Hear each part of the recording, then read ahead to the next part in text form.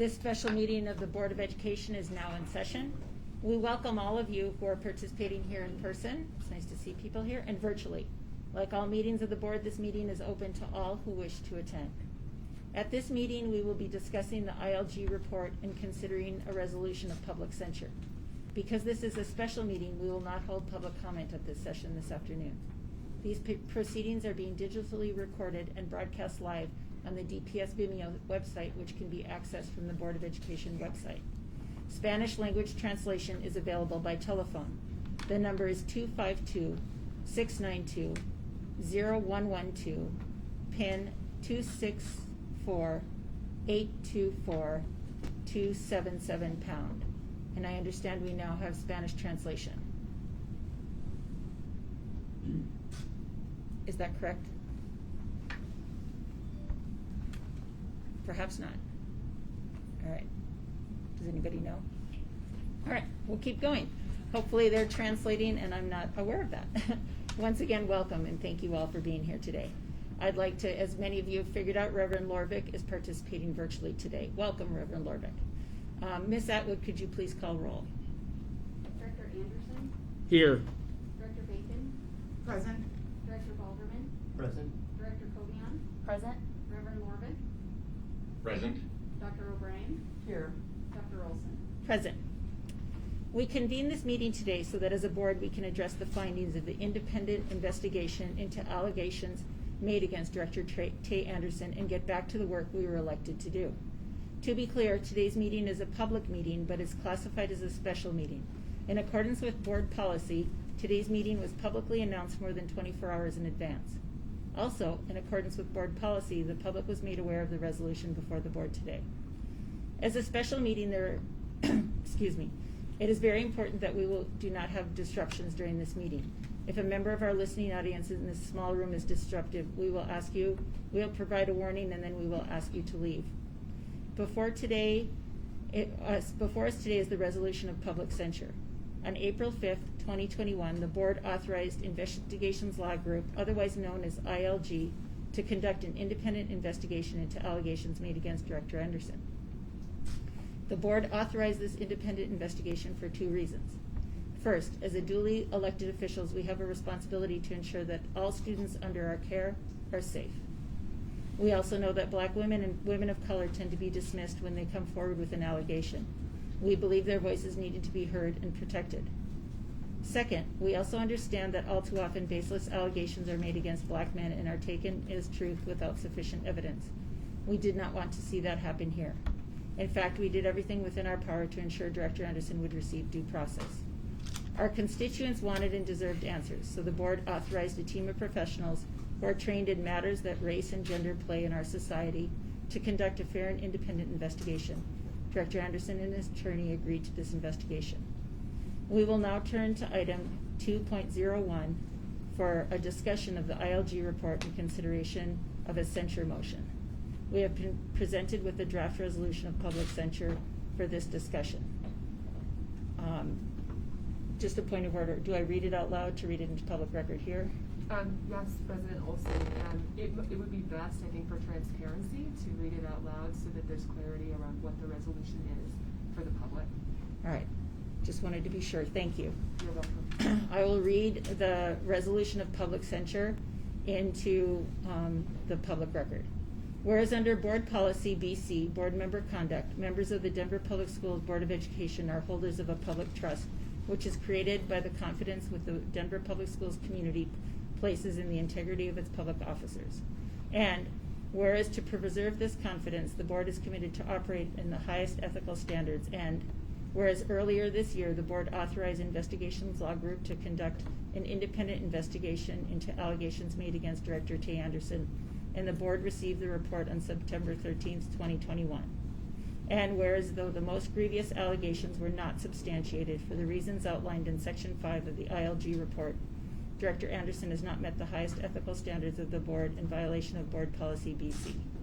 Therefore, it is resolved that the Board of Education of Denver Public Schools hereby condemns the conduct of Director Anderson and adopts this resolution of public censure. District staff is directed to post a copy of this resolution in the manner and at the places to post public notice of meetings of this board. Do I have a motion to adopt the resolution of public censure as presented? Director Kovian, I recognize. Can you say it out loud that you move? Yep. Thank you, President Olson. I move to adopt the resolution of public censure as presented. May I have a second? Second. And now I understand that we will all want to have discussion. And normally we go in alphabetical order. However, Director Anderson has asked to go last. And so I just want to be sure that are we comfortable with that request? All right. So that means that I will turn it now over to Vice President Jennifer Bacon. Thank you, Dr. Olson. I will be speaking first, and so I'd like to, at the beginning, talk about the investigation and then move into my own statements. As a nation, we have a specific image of justice. If you believe in justice, then you believe in its format. Justice is not one-sided. You hear both sides. Justice is blind. Therefore, indicting people before they're given process is an affront to justice. Justice is equalized in that all people are to be given a fair process. We initiated this investigation to answer the question of if harassment or assault or unbecoming behavior occurred. We are not law enforcement, but we could assess against Board Policy BC, and even as board members have mentioned, we can refer to the expectations we have of our employees. After the findings and after the process, along with this investigation, we, during this, have to realize that we somewhat acted like judges. We would have to deliberate and make a determination. And so we ask that folks imagine if during a trial or a legal proceeding, if the judges in that case were speaking out in support of one side or the other, please recognize that anybody's lawyer, even those who have good ones, would have the case thrown out. They would have judges removed, or so much more. So it's antithetical to the blindness of justice for judges to pick sides during the investigation and trial. It delegitimizes the fairness of the process, and ultimately, that is why you did not hear from us. In March, Black Lives Matter made a post and an accusation. As hard as it was to see, at the time, DPS and this board issued a statement and did not move into investigation initially. We felt that on the surface, without a name or date, we could not act. Then, Never Again Colorado and members there, an organization of young people, made accusations. We ultimately initiated an investigation to be able to sift through the actions as well as the participants, to determine if they were our students, if Director Anderson was a student, to determine if Director Anderson had a connection to DPS at the time. So, as the district was confronted with multiple allegations, we felt obligated even to be able to clear the allegations. We also felt obligated because if there was even the slightest chance that someone was hurt, it is our duty to investigate. All of us can attest to the challenges these kinds of investigations raise. The 6 of us had a front row seats. We get the heaviness of the stain of an accusation and the battling of pain and fear in making an accusation. But undoubtedly our community and communities are split, and we have 6 people with different relationships, experiences, and insights, not unlike many multi-panel benches that have to make a decision.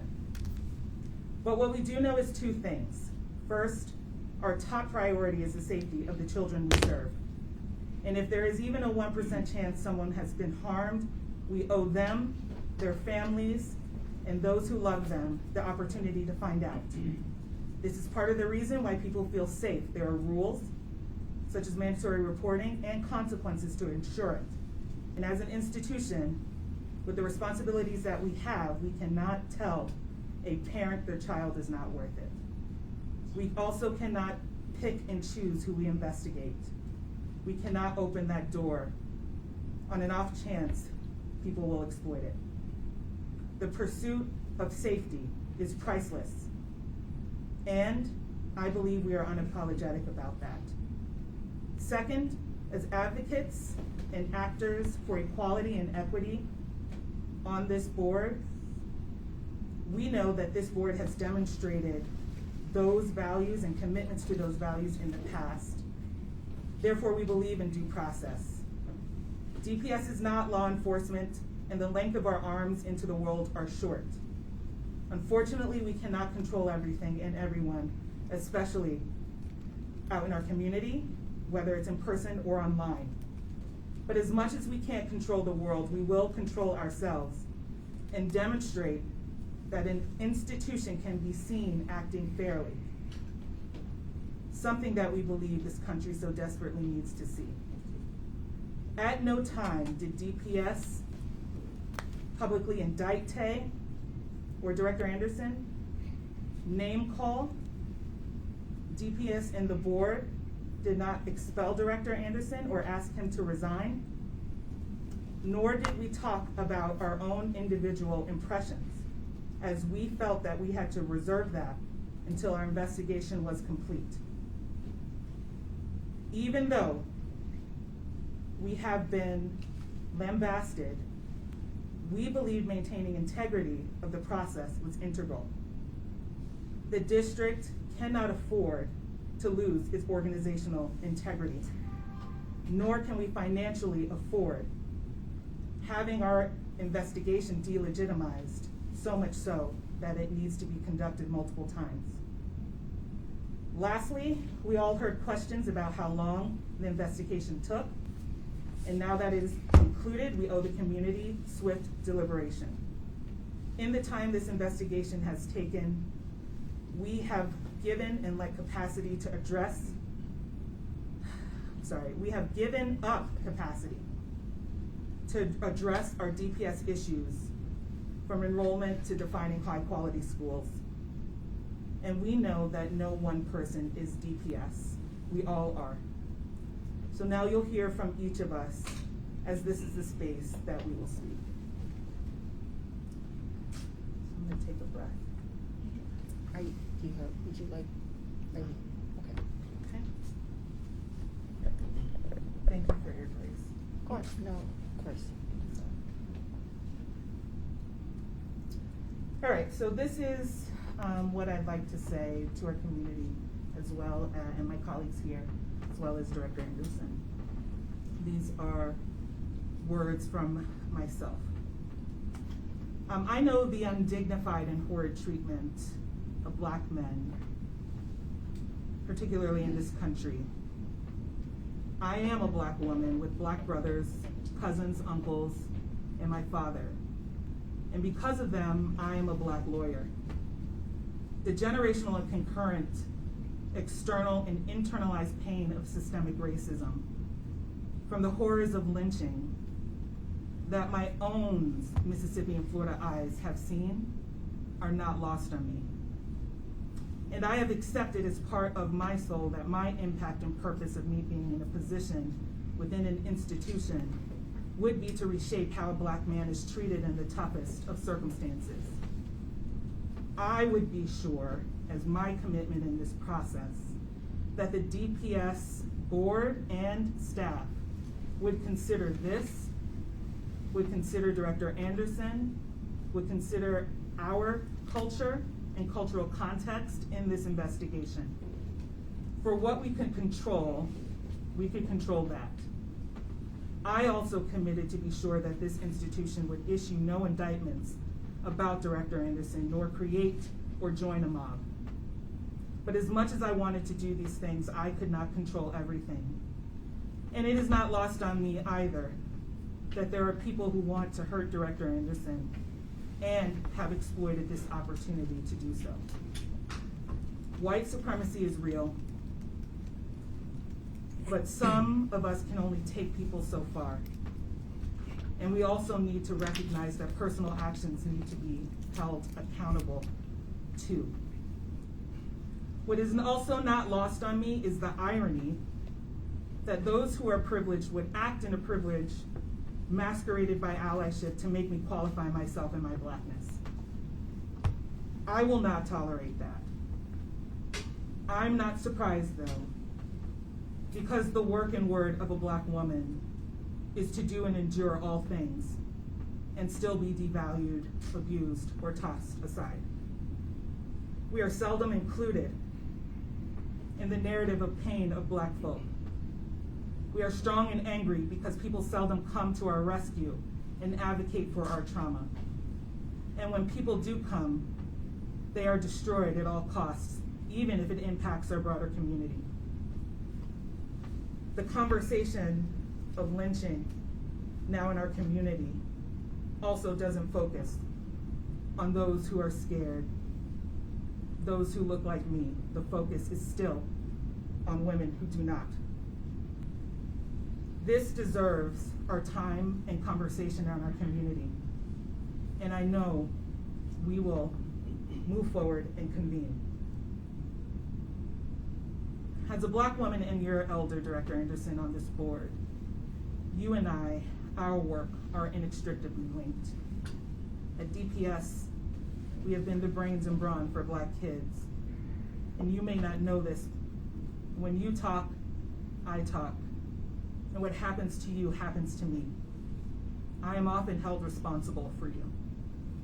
Because of my position on this board and our skin color, I carry different burdens than our colleagues and have had to carry weight that they don't. In addition to giving men due process and believing women, I have to balance the treatment of Black men and Black women and the sifting through cultural trauma and innuendo to personal responsibility.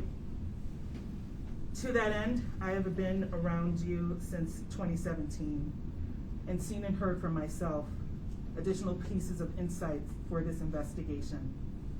As I mentioned to you in our talks, some of which I told you of my concerns around the 5280 allegations, as I believe I remember things differently than you do. The report did not substantiate anything that you cannot reflect on and grow from, but I believe you need to. I am afraid that there are some things you need to be made to understand about your behavior and power. I think many of us misunderstand the boundaries of the evidence for this determination. The report is a baseline. Some bells cannot be unrung, and our own eyes and ears count too. In some ways, it has substantiated what I have seen and heard, even as late as a couple of days ago. I hope for you that you can be consistent in your behaviors and your expectations, and what you say will begin to apply at all times. If you pursue being a school board member twice, we have to commit to holding ourselves to a higher bar. We don't get to be normal. It's okay to be accessible to community and build presence, but it's not okay to wield that power to intimidate.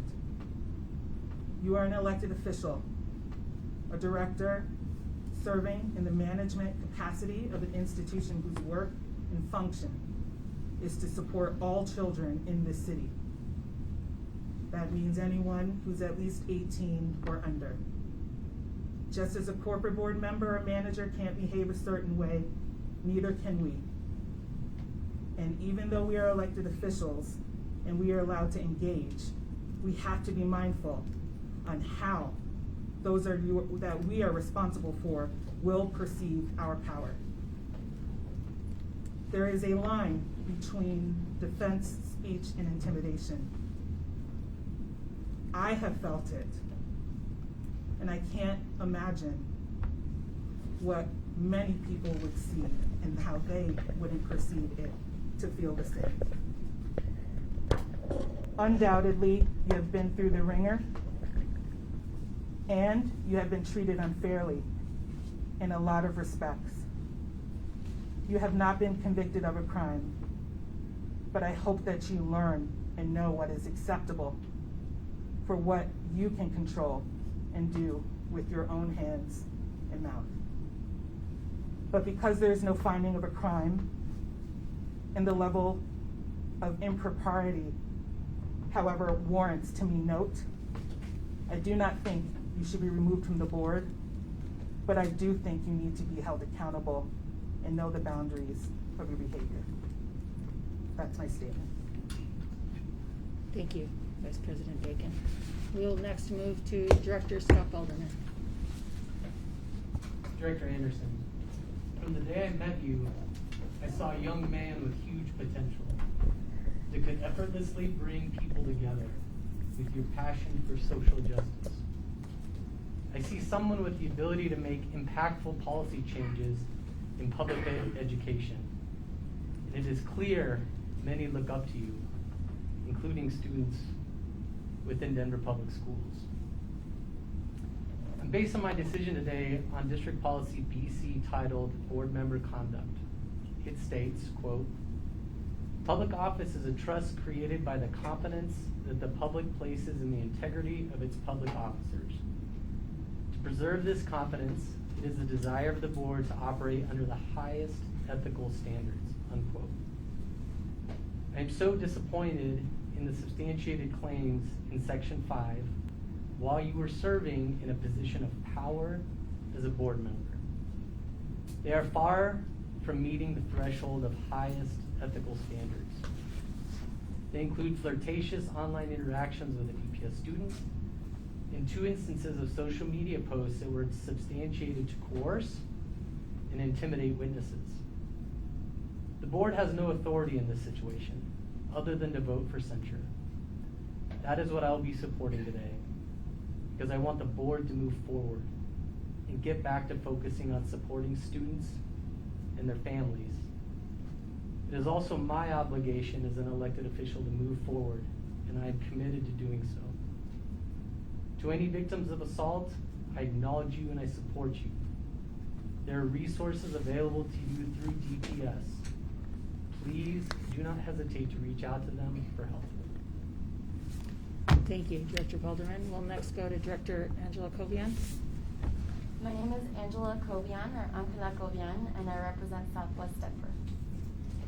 I was 22, and in my first year of college, when a person leveraged their positional power over me. This person was married and a senior official in an organization that I cared about deeply, still care about deeply. One day, they called me outside of work hours, asked me where I lived, if I lived alone, and if they could come over. I hung up the phone quickly and locked my doors because I didn't know what else to do. I started inviting my cousin to all meetings where this person would be present. Their calls and messages made me feel dirty, shameful, and led me down a spiral of wondering what I did, wore, or said to invite their call and or their pursuing me in empty rooms when we were in the same building. During this time, I only told my cousin who was visiting from Mexico. Over the rest of my 20s, like many young people, I grew to normalize people with positional power overstepping boundaries with me as a regular hazard of a workplace because of how frequently I've faced situations like this. A yank of my arm when I was leaving a happy hour and invitations to be alone when I was younger and in less powerful roles. Instead of reporting these people, fear taught me coping mechanisms that helped me evade people and situations.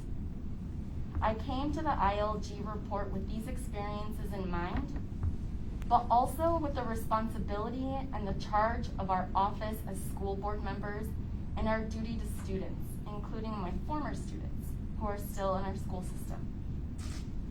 With my motion and vote for censure, I acknowledge the ubiquity of people with positional power crossing boundaries, as evidenced by the substantiated issue 2 and 5, whereby a person with positional power, whether vice president of an organization or sitting board member, made unwelcome sexual comments and advances, engaged in unwelcome sexual contact, and engaged in flirtatious social media contact with a 16-year-old.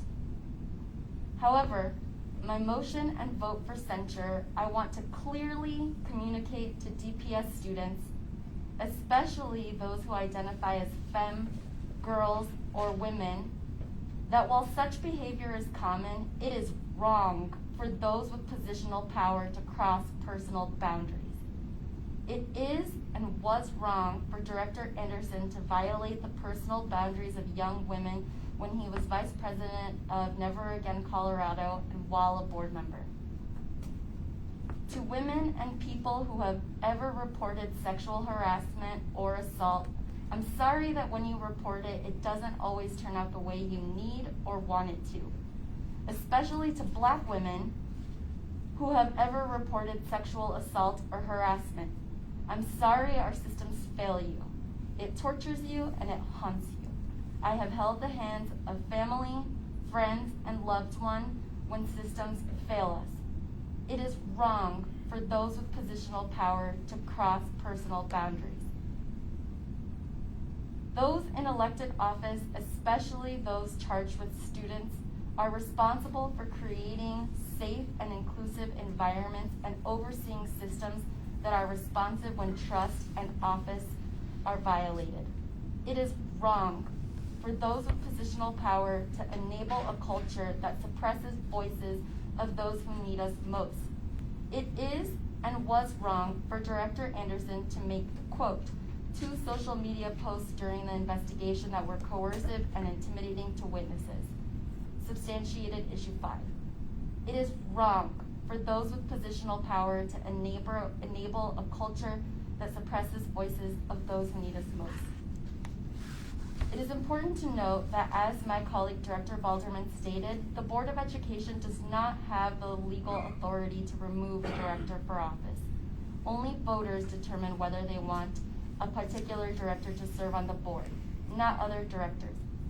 Censure is a tool that we have to express to publicly condemn a member's conduct. My motion and vote for censure are precisely that, a condemnation of Director Anderson's unwelcome sexual comments and advances, engagement in unwelcome sexual contact with Never Again Colorado Board of Directors when he was vice president, and while running for or since being seated on the board, has flirted with a 16-year-old and made social media posts that were intimidating towards witnesses, suppressing what we were able to learn in this investigation. Regardless of our age, directors are held to a higher standard the moment that they decide to run for office, including at age 19. There is a reason why public service is public life. Public comes from the Latin publius, which means for the people. It is important for students, especially those who identify as girls or femme, to know that when their person is violated, like in substantiated issues 2 and 5, there is a substantive repercussion, hence censure. I hope Director Anderson reconsiders his participation on this board as secretary and as treasurer. Under Board Policy BC, Board Member Conduct, members of the Denver Public School Board of Education are holders of a public trust which is created by the confidence with which the Denver Public Schools community places in the integrity of its public officers. To preserve this confidence, the board has committed to operate under the highest ethical standards. That is a quote from the resolution that we moved to approve today. Director Anderson has failed to operate under such standards and does not merit a seat on this board entrusted with the safety and well-being of students. Thank you. Madam President, may I call for a 5-minute recess? Of course. Thank you. So I have that it's 1:32. We will resume at 1:37.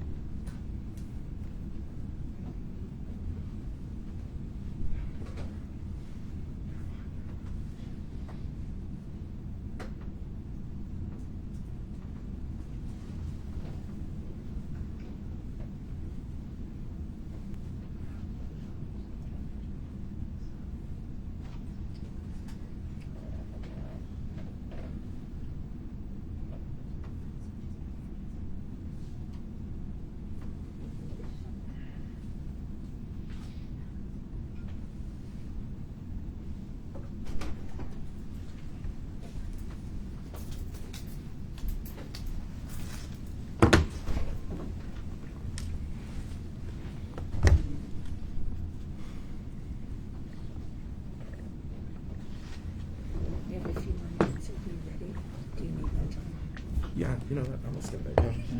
Yep, you have a few more minutes. How much time do I have? We do. 2 minutes? Yeah. Thank you.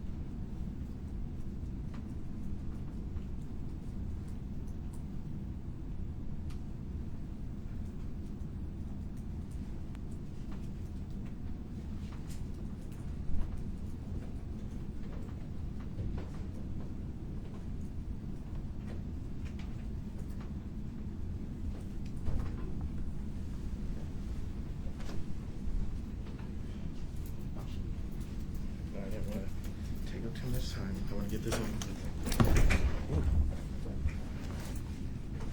All right, we will resume. Reverend Lorvik.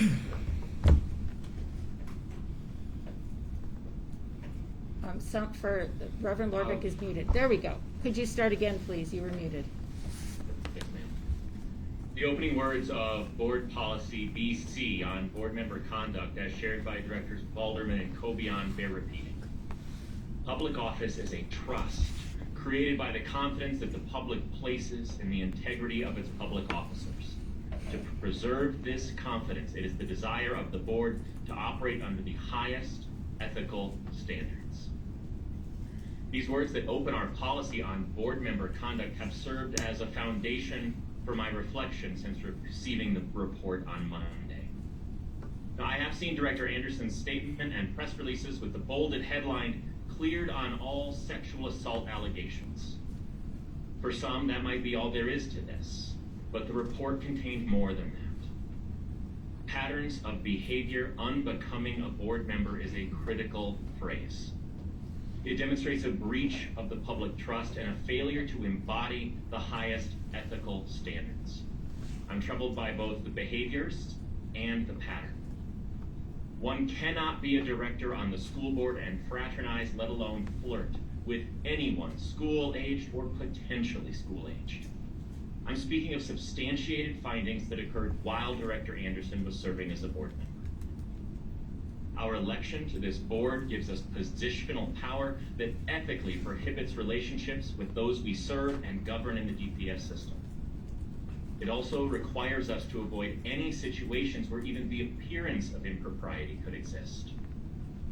One's age or relative age to others does not change such expectation. When you choose to work with children, you choose these ethical standards. That positional power is amplified by Director Anderson's social media presence and circle of supporters. This amplified power dynamic is made clear by the substantiated findings, the numerous requests for anonymity, and the anxiety in those who came forward to share their experiences. We cannot discount them because they were afraid of being ridiculed, slandered, or risking their safety. To the young women who participated in this investigation, who are watching right now to see if your experiences and stories matter to us, they do, and you do. I hear you, I see you, I believe you. Our commitment is to uphold the highest ethical standards. The highest ethical standards do not include flirting with DPS students or anyone of student age, behaviors the report substantiates.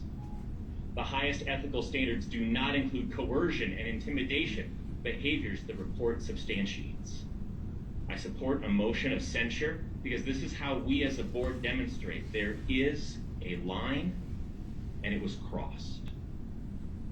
Thank you. Thank you, Reverend Lorvik. Dr. O'Brien? This is a sad day in so many ways.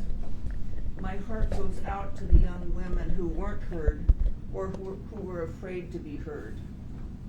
I'm sickened by the behavior of Director Anderson that led to this investigation and during it, because it became so hard for so many women of color to speak freely. But I'm also deeply disappointed by the people who have emailed the board making excuses for Director Anderson.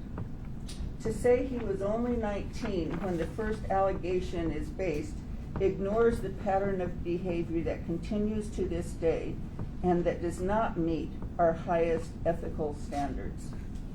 Dr. Anderson chose to serve on the school board.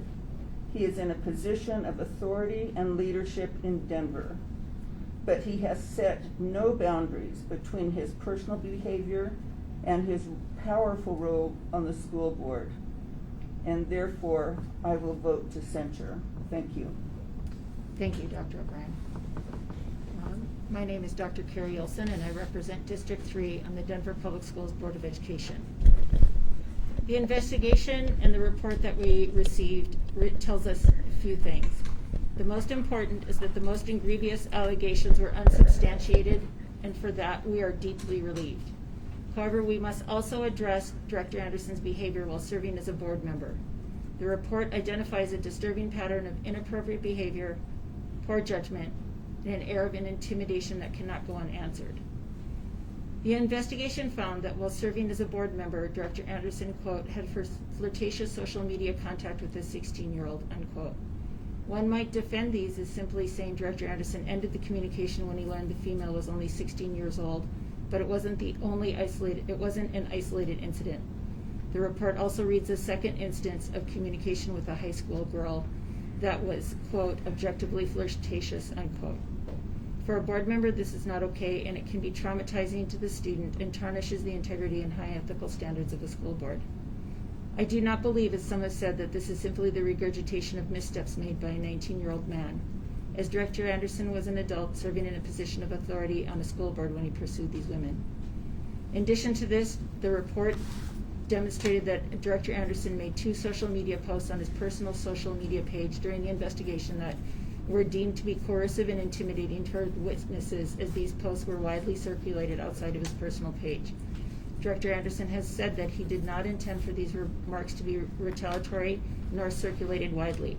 This is the sort of behavior from someone in Director Anderson's position can be seen as intimidating and retaliatory. Moreover, the report noted that 63 witnesses from whom investigators interviewed, 19 said they either expected or feared retaliation from Director Anderson for participating in the investigation. That means that nearly 1 out of 3 witnesses feared retaliation. For me, what stood out is that this report was permeated with a culture of silence and fear that Director Anderson created with his comments and posts. For this reason, and with a very heavy heart, I will vote for censure. This is very difficult for me, as Director Anderson and I have worked side by side in the past. He's engaged in our community and brings a refreshing perspective to the board, as he is in tune with the wants and needs of many of his constituents in the community. I have worked with him over and over again during the pandemic and before. I do not think he needs to resign, but I do think he needs to learn from this experience and improve his power on the school board to serve the students he's elected to serve. The purpose of a censure is to make a statement, a public declaration that the behavior substantiated in the ILG report is wrong. It is unacceptable and it must stop. A vote for censure is not to shame a colleague who has already endured so much public scrutiny, rather to send a message to those who have been affected by Director Anderson's behavior that they did not deserve this treatment. Some may feel this resolution is too strong. Others will say it did not go far enough. What I can say is a step forward. We are accountable for our actions and must hold each other accountable. The report details behavior that would have been grounds for disciplinary action for any DPS employee who behaved in the same manner. But as duly elected officials, we have no power over each other. Outside of a resolution to censure, there is no disciplinary action we can take. The decision for Director Anderson to stay on the board is up to the board and to Director Anderson. We need to take steps to define what behavior we want to see from each other and future board members. As such, I will be working with my board colleagues in our policy governance training to write a code of conduct, as we mentioned in our August retreat. that will hold members of the DPS board now and in the future to the same professional standards and procedures as all DPS employees when it comes to allegations of misconduct. There should be a clear path in place for how accusations of misconduct against a board member are handled and what restrictions are in place during an investigation. It is my view that these procedures should align with how our employees are treated in similar contexts. We now must get back to focusing on the work that we need to do on behalf of our schools, our students, our teachers, our staff, and our district families.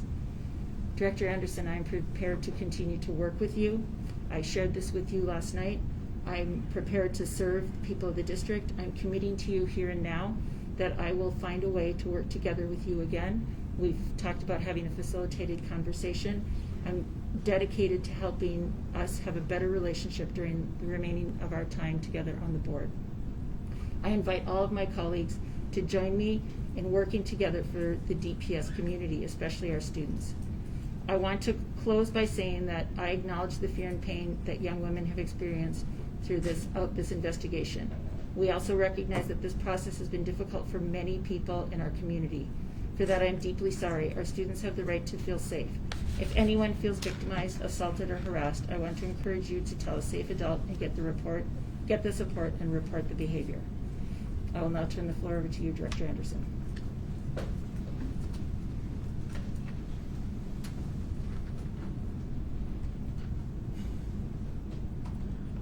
This letter that I will be reading has already been published on my social media, and members of the public are encouraged to follow along. However, there is a trigger warning at the beginning of this letter and in the middle of this letter.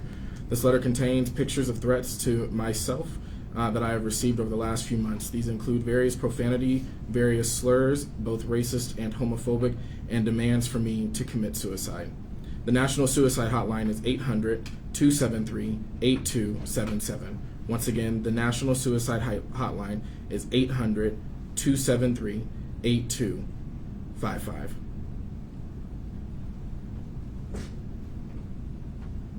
As I sit here today, I wonder and put in my title, is this 1955 or is this 2021? Mary Catherine Brooks Fleming is my Carolyn Bryant. In 1955, a woman named Carolyn Bryant made false allegations against a black boy named Emmett Till. We all know the devastating and tragic result of those false allegations. Because of the words of one white woman, Emmett Till was brutally murdered. He was lynched. And we also know at this time the same woman admitted to lying about what had transpired 66 years ago. False allegations aren't anything new to this country. On March 26, 2021, false allegations of sexual assault led my life to change forever. That was the day I became known as a rapist in our community. Does anybody in this room understand what it means to walk through a grocery store and people believe that you are a rapist? To know you didn't commit a crime or an act that you're being accused of, but having people call for your career, your freedom, and your life to be over. Does anyone in this room or listening know how it feels to get a call from your parent saying that they were attacked in a grocery store by an individual believed that they had raised a rapist because of what they saw on social media or in the press? Does anyone know in this room or listening know what it means to have your child separated from you because of allegations that you have hurt 70 or 60 plus children? Does anyone in this room know how it feels to have your grandparents' death mocked by your critics because they believe that you are a rapist? Does anyone in this room know what it feels like to learn when you get a call that your 13-year-old sibling has been threatened to be raped in retaliation to the claims made against me? Does anyone here know how it feels to have messages about your 4-month-old son threatened to be shot in his head because other people believe I have harmed somebody else's children? All because of the words of one white woman. Nobody sitting on this board understands what it means to walk in the shoes of a black man in America. I could only hope that my road to salvation could be through truth, could be honest and transparent, and participate in any effort to get that truth, which is why I fully cooperated with the investigation initiated by my colleagues on the Denver School Board, and I foolishly believed that the intention was to get to that truth too. When I received the reports, I read the words I already knew to be true. I was able to breathe for the first time in months. The claims that I had committed sexual assaults were unsubstantiated. I'm going to say that again. The claims that said that I committed sexual assaults were unsubstantiated. However, that moment of relief was short-lived, and it was soon met by sadness and confusion when I learned that my colleagues had decided they need to show for 6 months and a costly investigation, and the best solution was to continue to persecute me today. Today's vote for censure is unprecedented. I will go down in history as most likely one of the first, if not the first, Denver School Board member in the history to be censured. No process was laid out in board policy on how a censure vote shall take place for Denver School Board directors. This also raises a question about the precedent being set for the future of DPS board actions, parameters, and around future potential investigations. If any false allegations are made against any other board member going forward, will the Denver Public Schools Board be launching investigations extending beyond the allegations themselves to include the scrutiny of the director's behavior as a teenager and or before they campaigned for this seat on the board? If so, will DPS board move to censure that director for any findings they find? This special meeting of the Board of Education does not include the opportunity for public comment, for the board to hear the thoughts from the constituents we all serve. Instead, we made a rule book as we went along with this process. This is unprecedented, and it reeks of anti-blackness and rooted in systems that uphold white supremacy. If we hold ourselves to the standard of being a district that believes in restorative and transformative justice, please tell me how in line this is with those values. How does restorative justice require all parties willingly to participate and not be forced while forcing a punitive process? Because if I refuse to show up today, the resolution would have still been adopted. During this investigation, the board maintained the stance that we must take time for this investigation to hear the voices of our community and provide a fair process to ourselves. Now the investigation has concluded and taking action, the board is not granting the processing time or reflection for me or to the voters that we represent. The report that the Board of Education praised shows claims that sexual assaults were unsubstantiated. I took accountability for my actions as a teenager in Never Again, Colorado. I was forthcoming and did not lie throughout this process. It also showed that when I exchanged messages with someone and that these messages were not sexual in any nature, and once I learned their age, I immediately ceased all communications with them. However, today, members of this board are voting to censure and endorse a false narrative that I actively engaged in witness intimidation. How many people in this room know that on May 26, Joseph Anthony Camp sent me a text message that says, and I apologize for the upcoming language, "You are going to get run out of your public town hall, bitch. We are not silent anymore. See you soon, dumbass." I have endured almost 2 years of endless harassment by him. So I was fed up. I sent him a meme a friend sent me with Bugs Bunny. Yes, Bugs Bunny. And it had profanity in the text of the picture. I then posted it on my personal friends-only Facebook page as my cover photo for an hour. But my mother called me and said, "Hey, you need to take that down." And within the hour, I did just that. Who would have known that I would have been the first school board member to be censured over a cartoon meme? Today, we set that precedence. Congratulations. On July 7th,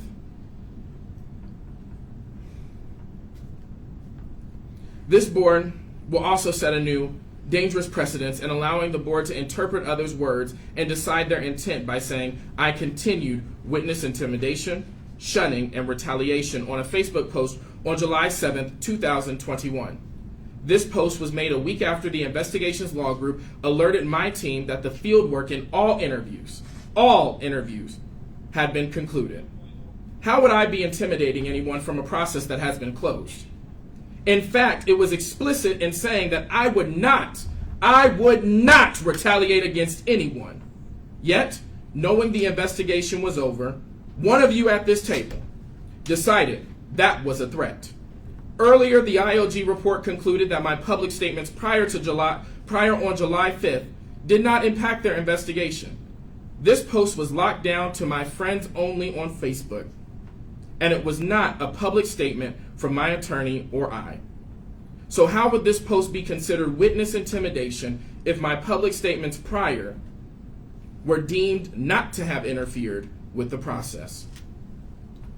Here are examples of why I put this Facebook post out and some of the hate that I have endured over the last few months.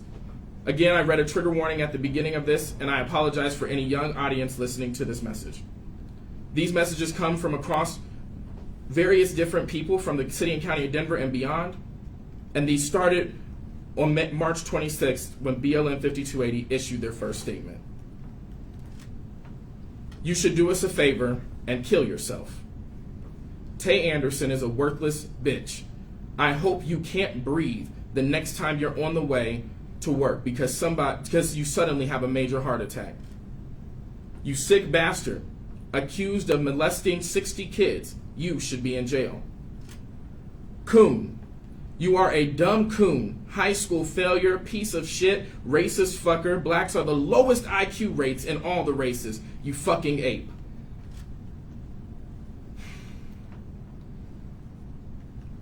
Did your dumb nigger ass wake up today? Because today is your last day, porch monkey. Resign now. You are the low IQ, anti-white, racist, full of hate, anger, envy, jealousy. Africa wants you back. Hey, I'm not going to use this homophobic slur. You bitch pedophile. You are fucking dead, boy. We are coming for your fucking skull, you dead motherfucker. Fuck you, you black bitch. Go fucking die with the C word after that. I hope you get shot by the cops, you dirty, low-life fucking punk. Rapist, you molested so many and raped so many innocent children.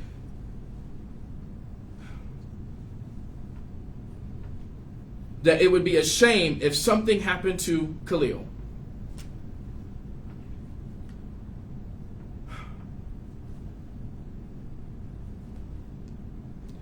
I do not believe that treating people like they do not exist is a form of retaliation. In fact, it is almost the opposite of that. Retaliation, as I understand it, is an affirmative action, indeed never inaction, which is undertaken and directed to another in order to punish or for a perceived harm. If someone subjectively feels threatened by a person, ignoring or otherwise not recognizing them, that is unfortunate and certainly sad. But the person who has not taken any affirmative harmful action towards them may be doing so exactly because they do not want to retaliate or otherwise engage in a response to that would have perceived harm. Once again, I am disheartened that a fellow board member chose to continue the efforts to disparage me in this context by using a personal Facebook post I made in which I clearly state it is not about retaliation against anyone, where I am identifying, stating boundaries that I will uphold with people who have publicly vilified me. This had to be done to protect my mental health.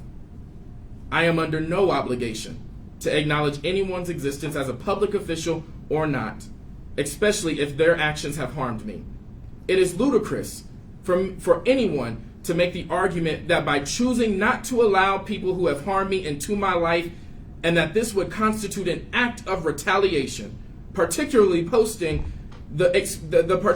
the posting explicitly states this was not my intention. It was also made very clear that any person that I was referring to in a post that had participated publicly in this effort to lynch me throughout this process over the last few months, let me read that sentence again. It was also made very clear to any person I was referring to in that post that had participated publicly in the effort to lynch me throughout the last few months, not those who have genuinely participated in the process to get truth. Am I supposed to support those who have lied, misled, jumped on false conclusions, presumed my guilt, or guilt without any evidence? My family, my loved ones, including my 4-month-old son, have been the targets of continuing threats and harassment as a direct result of the actions of some people who have chosen public platforms to perpetuate articles, posts, narratives that support the actions against me that put my life and theirs in danger.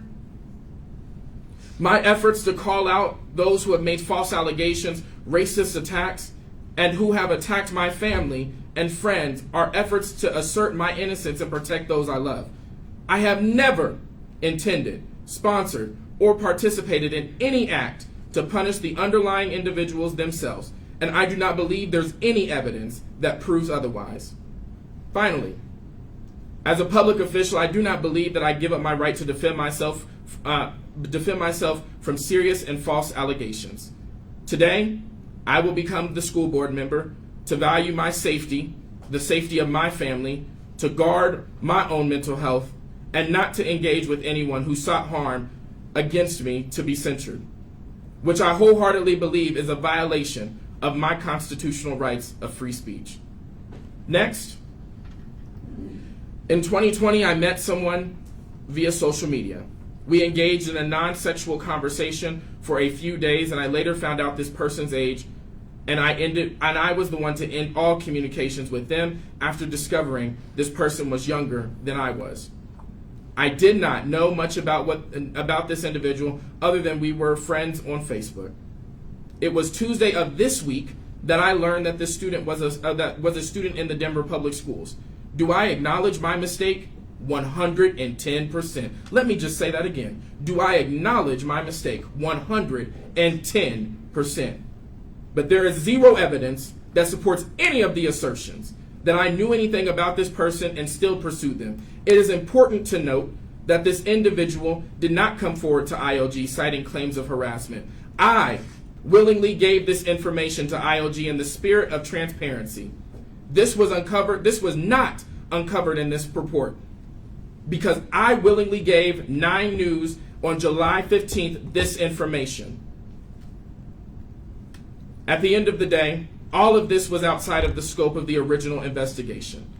The investigation launched to see if I had sexually assaulted 60 plus people, and those accounts were unsubstantiated.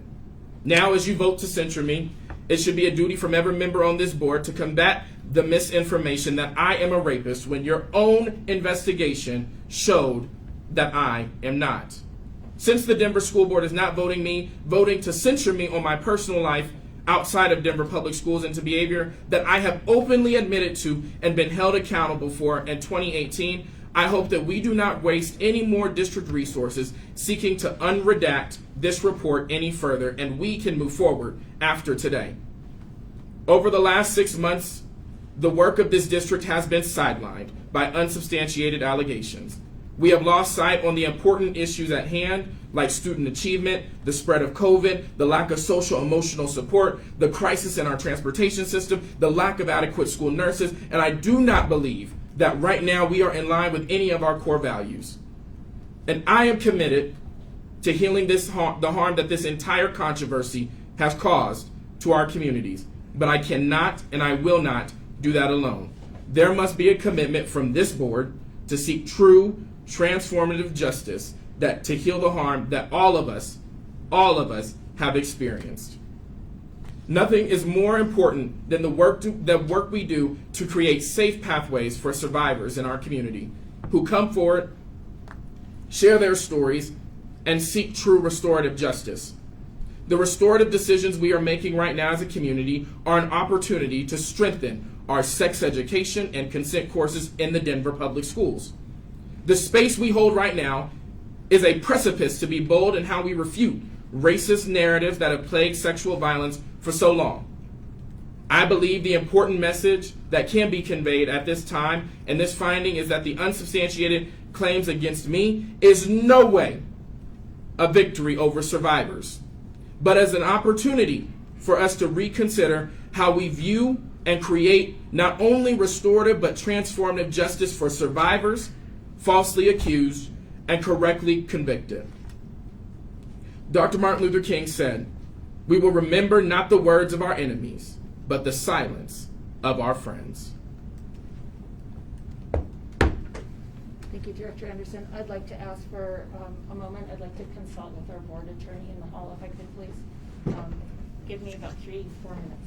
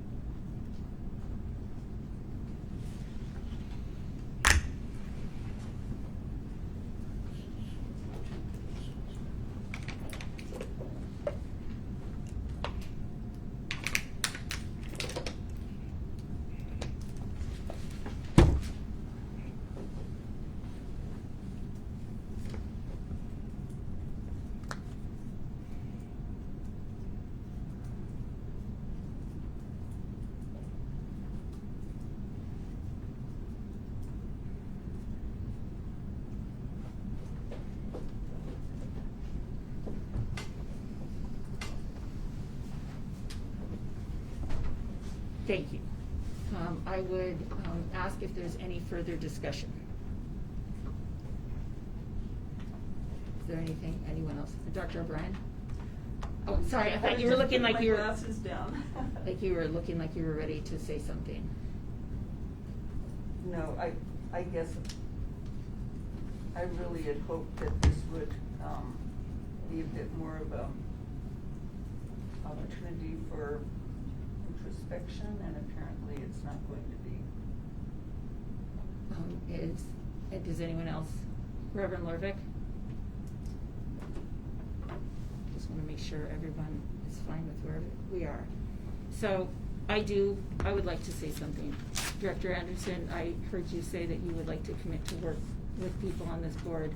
We're willing to work with you. I'd just like to reiterate again that that's my commitment. And I am very saddened that this is where we are. I've been ready to get back to work, Madam President, so I'm ready for the censure, and I'm ready for us to get back to work for our kids. All right. Could you call roll, please, Ms. Atwood? Director Anderson? No. Director Bacon? Aye. Director Balderman? Aye. Director Kovian? Aye. Reverend Morgan? Aye. Dr. O'Brien? Aye. And Dr. Olson?